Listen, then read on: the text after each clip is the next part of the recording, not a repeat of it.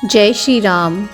भगवान श्री कृष्ण ने किस तरह से भगवान श्री राम बनकर हनुमान जी को दर्शन दिए थे, आइए जानते हैं कि क्या है ये प्रसंग।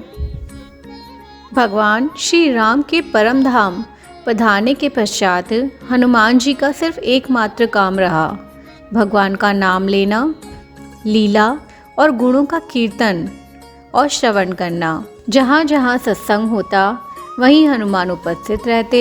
युग युग बीत गए, परंतु एक क्षण के लिए भी उन्हें भगवान की विस्मृति न हुई। भगवान के अतिरिक्त और कोई भी उनके सामने न आया। द्वापर में भगवान श्री कृष्ण का अवतार हुआ।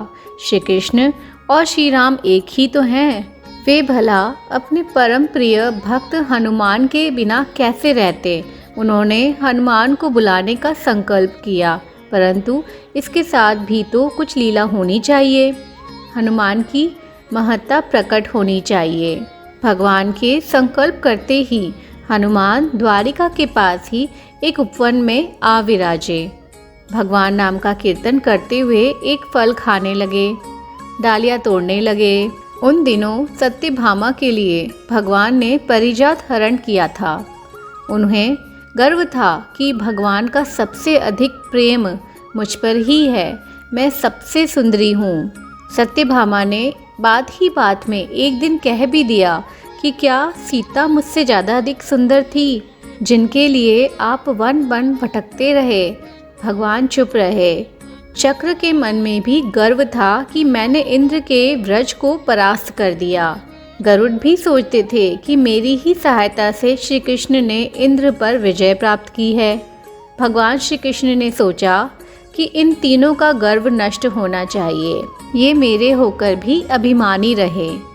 भगवान ने गरुड़ को बुलाकर आज्ञा दी कि गरुड़, द्वारिका के उपवन में एक वानर आया है, उसे पकड़ लाओ। देखो, उसे पकड़ने का तुम में साहस हो तभी तुम अकेले ही जाओ, नहीं तो सेना भी ले जाओ। गरुड़ के मन में यह बात आई कि एक तो भगवान साधारण सा वानर पकड़ने के लिए मुझे भेज रहे हैं, दूसरे सेना भी साथ ले जाने को कह रहे हैं। ये मेरा कितना बड़ा अपमान है। मैं उस वानर को चूर चूर कर दूंगा। गरुड़ ने अकेले ही जाकर देखा कि हनुमान जी उनकी ओर पीठ करके बैठे फल खा रहे थे और बड़ी मस्ती से राम राम का कीर्तन कर रहे थे। उन्होंने पहले डांट फटकार कर हनुमान जी को ले चलने की चेष्टा की, परंतु हनुमान जी तो टस से मस नहीं हुए। जब गरुड़ ने उन पर आक्रमण किया तो पहले बहुत देर तक जैसे लोग नन्ही नन्ही चिड़ियों से खेला करते हैं, वैसे हनुमान जी खेलते रहे। परंतु जब गरुड़ न माने तब उन्होंने अपनी पूंछ में उन्हें लपेटकर तनिक सा कस दिया, जकड़ दिया। वे छटपटाने लगे। उन्होंने भगवान श्री कृष्ण का नाम बताकर कहा कि उनकी आज्ञा से मैं यहाँ आया हूँ, उन्होंने तुम्हें बुलाया है, वे साक्षात नारायण हैं, चलो। हनुमान ने गरुड़ को छोड़कर कहा, भैया, यद्यपि राम और कृष्ण में कोई भेद नहीं, दोनों ही एक हैं, तथापि मैं तो सीतानाथ श्री राम का ही हूँ। मेरे हृदय में उनका ही पक्षपात है। मैं श्री कृष्ण के पास क्यों जाऊं? हनुमान जी ने ये कहकर मानो भगवान की लीला में सहयोग दिया। अभी गरुड़ का गर्व नहीं टूटा था। वे सोचते थे कि अगर मैं पकड़ा न गया होता तो हनुमान जी को मैं लेके चलता। उन्होंने दोबारा आक्रमण किया। अभिमान अंधा बना देता है। श्री कृष्ण का दूत समझकर हनुमान जी ने उन पर आघात नहीं किया, पर हल्के हाथ से पकड़कर समुद्र की ओर फेंक दिया। समुद्र में गिरने पर गरुड़ को मूर्छा आ गई और वो बहुत देर तक वहीं छटपटाते रहे। जब उन्होंने भगवान का स्मरण किया तब कहीं द्वारिका का प्रकाश दिख पड़ा और वे श्री कृष्ण के पास आ गए। सब बात सुनकर श्री कृष्ण बहुत हंसे। अभी गरुड़ के मन में तेजी से उड़ने का गर्व बाकी ही था। वे सोचते थे कि उड़ने में मेरा मुकाबला कोई नहीं कर सकता, वायु भी नहीं कर सकता, भले ही हनुमान जी बल में मुझसे बड़े हों। भगवान श्री कृष्ण ने कहा, गरुड़, इस बार जाकर तुम कहो कि तुम्हारे इष्ट देव भगवान श्री राम तुम्हें बुला रहे हैं, शीघ्र ही चलो, उन्हें अपने साथ ही ले आना। अब वे तुम्हें कुछ नहीं कहेंगे, तुम्हारा बड़ा आदर करेंगे। यद्यपि गरुड़ जाने में डरते थे, फिर भी अपनी उड़ने की शक्ति दिखलाने के लिए वे गए।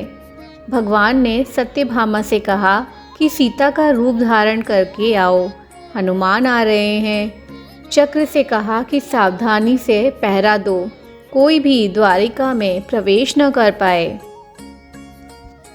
सुदर्शन चक्र सावधानी से पहरा देने लगे और सत्यभामा सज धज कर अपने सौंदर्य के गर्भ में मस्त होकर आ बैठी। भगवान श्री कृष्ण धनुषधारी श्री राम बन गए। इस बार गरुड़ की हिम्मत हनुमान जी के पास जाने की न पड़ी।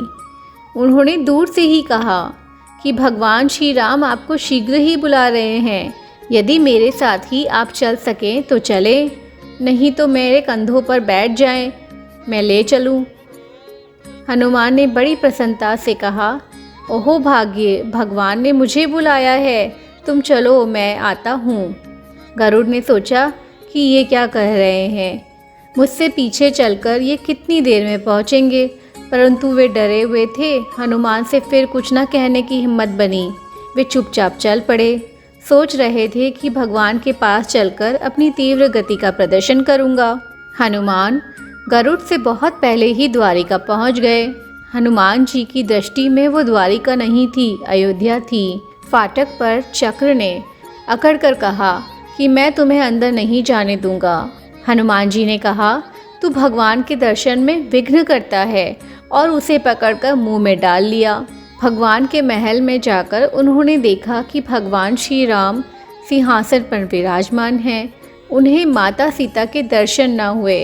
हनुमान ने भगवान के चरणों में सादर चरण स्पर्श करके पूछा, महाराज आज माता जी कहाँ हैं?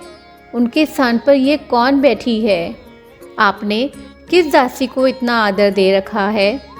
सत्यभामा लज्जित हो गई। उनका सौंदर्य मत नष्ट हो गया। भगवान ने कहा, हनुमान तुम्हें किसी ने रोका नहीं, तुम यहाँ कैसे आ गए? हनुमान ने मुंह में से चक्र निकालकर सामने रख दिया। चक्र श्रीहत हो गया। जब दौड़ते हाँफते गरुड़ पहुँचे, तब उन्होंने देखा कि हनुमान जी तो पहले से ही वहाँ उपस्थित थे। उनका मस्तक नत हो गया। इस प्रकार हनुमान जी को निर्मित बनाकर भगवान श्री कृष्ण ने तीनों का गर्व नष्ट किया और हनुमान जी को द्वारिका के पूर्व द्वार पर पुरी की रक्षा के लिए नियुक्त किया। जय श्री राम।